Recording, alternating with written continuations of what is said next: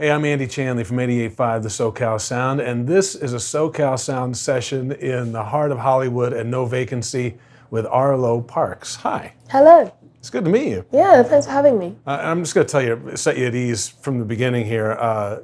This is no gotcha questions. You're going to get all softballs and love letters from me. I'm a super fan. Thanks for doing the session. In a little bit, you're going to play for some of our members. I cannot wait to hear what you're going to play for. Yeah, I'm playing a lot of new music as well, which is really exciting. And I feel like, we toured the States so much last year, just playing Collapse and Sunbeams and older songs. So it's nice to kind of, even for me and for the band, to kind of feel re-energized and play new songs. Yeah, I'm going to talk about the new album. Well, first of all, let's go back a little bit for the SoCal Sound listener who's chancing on this and they aren't putting the name with the music. The album you just mentioned, Collapse and Sunbeams, a few years ago, that was our start with you. And I think we played 5 singles off there. Hurt, Green Eyes, Hope, Too Good, and Just Go. Mm-hmm. And the album won the Mercury Prize, got you a Grammy nomination. Just a fantastic record. And now My Soft Machine is the new one. It's coming out on May 26th, I believe, on Transgressive and Pius. You can maybe even pre-order it if you look it up. But you've been hearing Weightless on 88.5, the SoCal Sound, several times a day for the last month or two. I don't want to say, I don't mean that it's derivative of this in any way. It's so much its own thing. But when I heard it, I got such a vibe of 10cc's I'm Not in Love. The vocal soundscape that you put behind it, it's just fantastic. It's transportive and really evocative of that 70s vibe. Well, thank you very much. I feel like it was this kind of collage of millions of different influences, from ambient music to noise music to pop music. Like, I just wanted to create this like patchwork quilt of all my influences and the music that's kind of moved me over time. I'm glad you said that, because the new album really feels like that to me. I've been spending some time with it this week, and each song, well, spoiler alert, the album begins with what sounds like a tape deck starting and pops and clicks, a vinyl, that warmth. It really feels like you're entering a soft machine. But all of the songs are so different one to the next. Like Impurities has what sounds like a Japanese koto, playing with over a drum loop. A Devotion is like 90s alternative with a distorted guitar, a flavor I hadn't really heard from you yet. Blades is like neo soul. Dog Rose is like indie rock and so forth. Each one is so different from the last. Was that a conscious effort? I think, honestly, I approached this whole record by making songs. And I think that's why they are so different, because I never went into it being like, okay, I have an idea. This is the kind of thread. It's kind of this cohesive piece. It was more just me hanging out with people I love and making music like day by day. And one day I would, as you say, I'd listen to like Smashing Pumpkins and Loveless, and those kind of like 90s references. I'd be like making something like Devotion, and other days it would be listening to a lot of like ESG and Tribe Called Quest and those kind of influences that are more groove driven and jams. So yeah, I think that I was just soaking up as much as possible, and that's why it had such a broad kind of variety of sounds. You're born in London, right? Mm-hmm. Is that right? And your heritage is African and French? Mm-hmm. Is that right? Yeah. Do you ever look back at that and feel fortunate that you were born into such a melting pot, a place where there's everything, there's every influence in London, versus being born in Wichita? I think you can live a universal life anywhere on the planet, but I would imagine that an artist has a lot more of a palette when you're born into a situation like that. Definitely. And I think especially London as a city, there are so many characters that you encounter, even just like sitting on the bus and going a few stops. And I definitely felt grateful I think that's why I started kind of being so observant and taking notes and thinking about storytelling, thinking about these characters moving through the world. And like, I think growing up in a place like that was always bubbling and there was always shifting, and that allowed me to go out and meet people and play in bands and just like be out in the world with a million different creative people and just a million different humans like living their separate lives. I definitely think that set me up with a curiosity for the world, for sure. Yeah. Speaking of creative people, there's a song on this album called Pegasus. It's a beautiful duet with one of our local heroes, Phoebe Bridgers. Your voices just dovetail together. It sounds so fantastic. Actually, a couple years ago, you guys did a cover of Fake Plastic Trees. Yeah. For the BBC, was it? Yeah, it was like the Radio 1 piano sessions. I was playing piano and singing harmonies, and she was singing, and it was like, I think there's a moment, actually, I rewatched it recently, and there's a moment where she like hits this note, and I'm like, ooh. I was a puddle by the end of that thing. I was wrecked. I've always loved that song, and there's certain songs where you're like, you shouldn't try to cover that song. Yeah. That's sacred.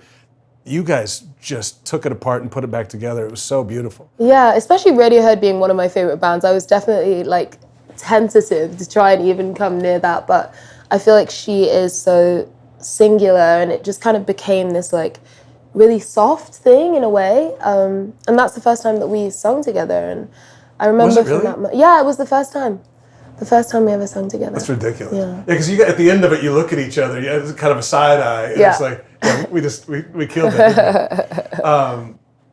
The two of you actually seem like you've done it several times now. Collaborate. Seems like there's a real connection there. There's a soulmate kind of like you guys get each other musically. Definitely. I think that's kind of where the best collaborations form. Like when you just have that sense of mutual admiration. And also, I feel like our voices, especially when we play live, like when I was singing on her songs and I brought her onto Black Dog, and like our worlds just kind of mesh really naturally and organically. And she's the first feature I've ever had on my music. And it just felt perfect for it to be her. You started your first headlining tour 3 years ago this last month. And you're out starting to hit tour dates in March of 2020. And then you stop. What happened in March of 2020? Everybody got waylaid by the pandemic. Do you look back at that and think how frustrating? I'm ready to launch. I'm ready to leave, to leave the nest and share my art with everybody, and everything gets shut down? Or was there anything in that delay that you find a silver lining in? I mean, I think, to be honest, as soon as the tour kind of collapsed and it was clear that I wasn't going to be out in the world, I went inwards and I went to my anchor and my way of processing, which is writing. And I immediately started the process of making Collapse and Sunbeams. I immediately took refuge in making things and thinking about things, taking notes again, reading a lot more, watching a lot more films, just because I had that time to kind of form this little bubble around myself and really soak things up. And then I never really stopped. I worked on the record for months and I was promoting it, and then it came out, and I feel like the wheel never really stopped turning for me in a way. I was like working in a different way. And then when I did come out into the world again, people had lived with those songs for a long time, and they'd lived with them through like some of the hardest years of our lives collectively. So I think that it made those shows even more special when they came. I was just talking to someone earlier about that. People were so hungry for anything, and to have such a fine record for people to immerse themselves in at that time, I'm sure that it meant a lot to people, and then to see you out playing them. And then I want to talk about this because I think it's important to talk about. You tour and do show after show after that, after you could get back to doing those things. And last fall, you said, Mercy, you said, hold on, I need to step out for a minute and take a mental health day. And a few other artists did that as well. And I think it's important to say that it's okay to do that. You're 22 years old and you've just gotten, you're sipping from a fire hose at what the universe has given you at that point. Do you feel now that as you're returning to playing live for people that you have regenerated and have more to give them? Definitely. I think that so much of performance it's an exchange of energy, but it is also, there is this sense of giving, and there is really a finite amount of energy that one human being can have. And I think especially kind of tending towards being quite introverted, being kind of perceived constantly and being constantly in motion and not really seeing my friends or my family for months, and kind of throwing everything that I had into the work can only happen for so long before I have to kind of put my hand up and be like, I need to regenerate, I need to be in nature, I need to just like be the human being behind the project. Because I think so much of the lives that we live as artists are just geared towards the project and the music rather than the person behind it. And I just had to do that. Yeah. Good for you. You play piano. Mm-hmm. I've seen you play guitar. What came first? Piano. I played piano since I was like 7, very much classical music, and then I wanted to learn jazz, and my teacher didn't want to teach me, so I quit. Yeah. Was it something that you liked, or was it something at first you were forced to do, or was it something that you drove? It wasn't, I didn't really drive it. I'm not really sure. I always enjoyed music, and I think my parents thought that it would be helpful in some way, which it did end up being, because I write a lot of my, I feel like I'm not as good as I used to be when I was a kid, because, you know, I practice every single day for hours. But just having a baseline understanding of theory and like how to put chords together, I still remember that, and that's still how I make my music. So I'm happy that they kind of pushed me into that gently. Nice. All right, lightning round. I know you have to get ready for the show, so I'll let you go in a second. But what's the last great meal you cooked? Ooh, the last great meal. Not even just meal, it's a great meal. last one that you said, I'm going to have to do that again. I'm going to do that again. I'm trying to think. As a touring musician, I'm like, I cook very frequently. But I think it was probably just like a set of really good mushroom tacos. I love Mexican food. So it was probably that. I was proud of that one. Nice. Last book you read? The last book I read, Simple Passions by Anya Now. It's been great to get to know you a little bit. Thank you so much for making time for our listeners to do this. It means a lot. And I know in a space this intimate, some people come in with just an acoustic set. You actually pack the band in here on a postage stamp. Yeah, on the porch.